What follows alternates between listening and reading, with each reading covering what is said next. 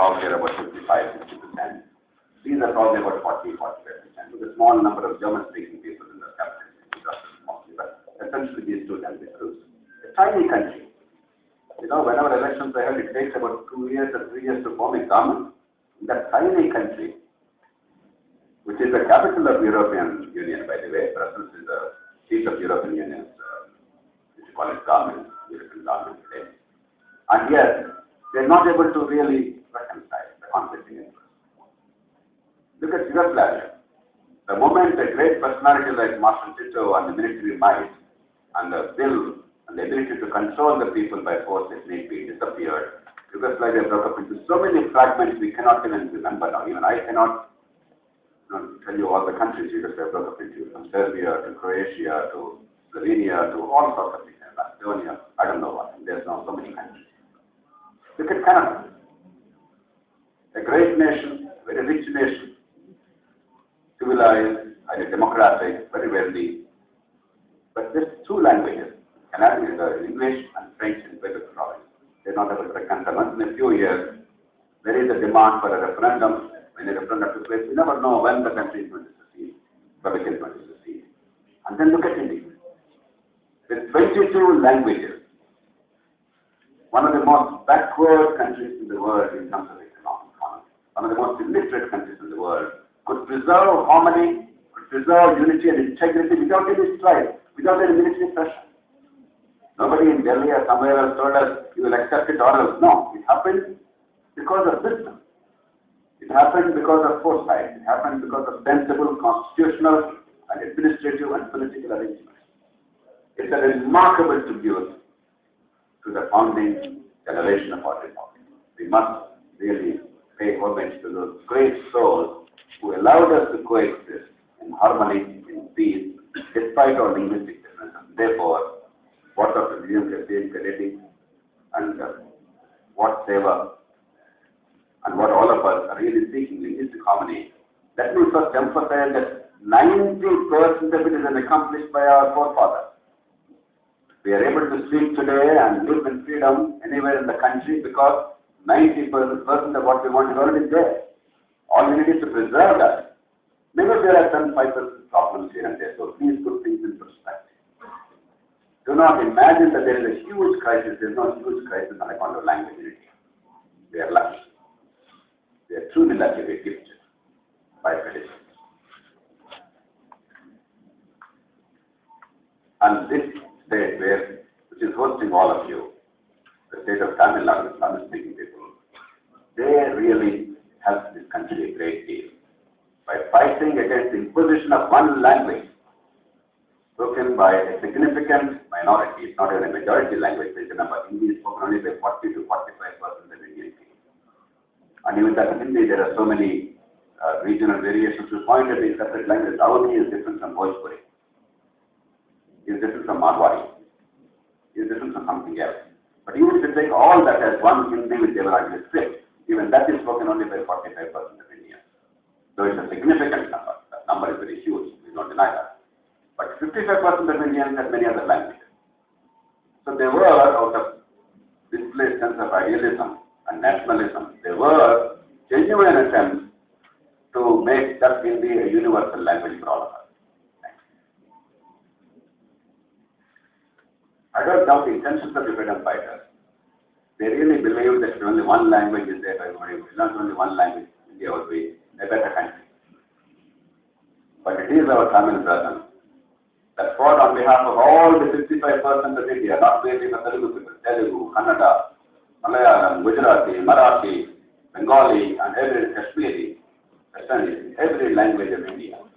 And they protected and preserved the respective culture without allowing the hegemony of any particular language.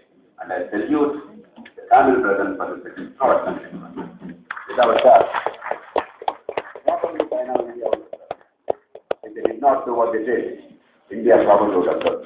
So, what some people see as chauvinism, yes, in any kind of identity issue, any kind of assertion of right, if it's allowed to go beyond a certain point, that is to be chauvinistic. But within moderation, that's also a very important tool to preserve the unity of the country and the Tamil people preserve the unity of this country by allowing a very rational linguistic policy in this country. And that's how, in most of India, barring Tamil Nadu, we have the three language formula that Dr. C.N. Kennedy spoke about. We are lucky as a country. Let's recognize and respect that. When we talk about rights of all languages or all kinds of minorities, we have to go back to the Constitution. I wish actually I brought the Constitution text. I always have it with me because I was tied up until late last night. I forgot to put a copy in my briefcase.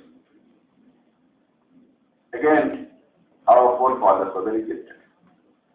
They were very foresighted. They understood that in a very diverse society, you have to provide space for protection of all kinds of minorities. And they specifically listed linguistic minorities. When you talk of minorities in India, generally we talk about Hindu Muslims or Christians. No. The Constitution makers specifically talked about linguistic minorities. And they actually said, what is a minority? Well, talking about minority, they said in Article 29, any group of citizens with their own language, script, and culture is a minority. Not merely religion. Article 30. Nowhere else in the world does an article like this exist. Everywhere in the world, the effort is to give minorities equal rights. Whereas in India, Article 30 gives minorities special rights, which the majority communities don't have. The Tamils don't have a right to establish, on account of being Tamils, educational institutions for Tamils. Whereas the Telugus in Tamil Nadu have that special right. They can now establish an institution. The Muslims have a right in all of India, but the Hindus do not have a right that the Muslims have. They have to conform to the general law where the Muslims have a special status. The Telugus in Tamil Nadu have a special status. Telugus in Karnataka have a special status. The Kannadigas in Andhra Pradesh have a special status. No other constitution, no other democratic constitution in the world has put the rights of minorities on a pedestal well above the majority rights. This issue has been examined by the Supreme Court several times. I don't know if you're aware. Ramakrishna Mission actually went to the Supreme Court saying, we are minorities. Please declare us as a minority. Ramakrishna Mission, which is the epitome of the spiritualism of the Hindus as propagated by Swami Vivekananda, actually had to argue before the Supreme Court that they were a minority. Why? Because they wanted the protection of Article 30, the right to establish educational institutions anywhere in the country as a minority, the special right. Supreme Court rejected that. Just for the record, they said, no, you cannot claim to be a minority. We understand why you are asking, but you are not a minority because you are really part of the core Hindu Indian philosophy and spiritual tradition. What happens? So it's a unique thing that our forefathers did. Yes, there are some people who are blindly about it. Yes, there are some extremes in that. Whether interpretation of this means that they have a special right, but it's only a very added emphasis to protect the minority. Whether this right extends to all kinds of secular education or only for religious and cultural education. These are questions which are still undecided. For instance, can I, by virtue of being a minority, quote unquote, have a right to establish a medical or engineering college as opposed to the rest of the people? Or is it really a right about establishing my own religious institution or language institution? This is, I think, the last word is not yet written on this. But the fact remains that we've given ourselves this extraordinary right. Articles 15 and 16, they ensure that there cannot be a discrimination on account of language, along with race, region, culture, religion, caste, so on and so forth, gender. Article 347 is the one that talks about listing of languages in presidential notification. Article 350A and 350B, they especially talk about language teaching, about declaration of language and official language in a state, and about appointing special officers to protect linguistic minorities in each state. There are a large number of provisions provided. Now the issue is, how do we utilize these provisions in a harmonious manner? If what we speak here is seen to be against the Tamil brother, if the Tamils in Andhra Pradesh or Kannadigas in Andhra Pradesh come and they speak in a language which seems to be against the Telugu brothers, then we are creating discord in a country where there is harmony. Therefore, in a very harmonious way, how do we actually ensure that the culture and language are propagated? That is a challenge. I think we already have the tools. The three-language formula provides a tool in much of the country. Because Tamil Nadu does not have a three-language formula, there may be some special situations arising here. But my appeal is, you don't have to insist on the Tamil people that there should be a three-language formula in force in every case. The moment you say there must be a three-language formula, it will be taken as an imposition on all Tamil kids, a third language which they may or may not want. If they want it voluntarily, it's okay. But if the Telugu-speaking people are seen to be telling the Tamil people that their children must learn another language by compulsion because Telugu-speaking people want to learn one more language, then they'll be a discord. I'm not saying it's right or wrong. I'm saying that will necessarily lead to friction. That's not a right approach. But I would urge that we go to the Tamil-speaking people here and the government here in Tamil Nadu and say, look, please do not deny us an opportunity to learn our own language if we are willing to learn. You cannot make the state the primary agency here. Elizabeth Shishotri, a colleague of mine in Tamil Nadu, a noted lawyer, she and I were discussing, and she's given a very sensible formula. In Bahrain, where she was educated, she was taught her language, Malayalam, because the school managements are allowed to teach whatever the parents and children want. We can create a mechanism without imposing a language as part of the curriculum, without imposing another examination. I remember when I was learning Hindi, many of us when we were learning Hindi, Dr. Reddy and others, we have the same experience. Hindi was the most difficult language, particularly in Kotlanta, because nobody knew Hindi. The Hindi teacher alone tried to teach us Hindi without even knowing much of Hindi. That's why, if you remember in those days, the pass mark in Hindi was 5 marks.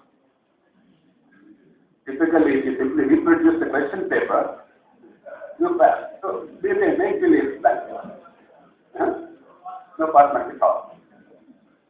And my Hindi teacher was a difficult one. No, for some reason he took to dislike me. I was reasonably, I was actually pretty good at school, but my Hindi teacher for some reason did not like me, and therefore I also did not like Hindi. So I remember the pain I had to endure, and I was regarded as one of the better kids by any standard. So imposition of a language is always a very painful thing, unless it's voluntary, unless the family can support because you speak that language at home, and unless the child gets some value on account of that. Therefore, asking the government to provide that space, maybe weekly 2-3 hours, for the children to learn the language of their choice, if they so wish, without necessarily a burden of examination and marks. And with the community, in this case, the Telugu community or Malayalam community, some other communities supporting that, and they can be reciprocal arrangements. The government of Andhra Pradesh can support the Telugu learning wherever the people want it by providing teachers, other support, textbooks, materials. Definitely. Similarly, for the Tamil people, Andhra Pradesh, or the 2 states of Andhra Pradesh, if they were formed, or the 3 states, who knows? They can make a similar provision. Similarly in Karnataka. Some such arrangement is the right one. Because there is now harmony prevailing. Let us not jeopardize that. The remedy must not be worse than the disease. We must not create a problem which is bigger than the existing state. That is my humble appeal. One issue and one more comment I'll make and I'll conclude. The issue of language is a medium of instruction. It does not matter whether it's Telugu, Tamil, English, Hindi. I'm not going into which particular language and minorities. I'm talking about language per se because ultimately in education, language is an important issue. I'm sure almost everybody's child here is going to a school where English is a medium of instruction.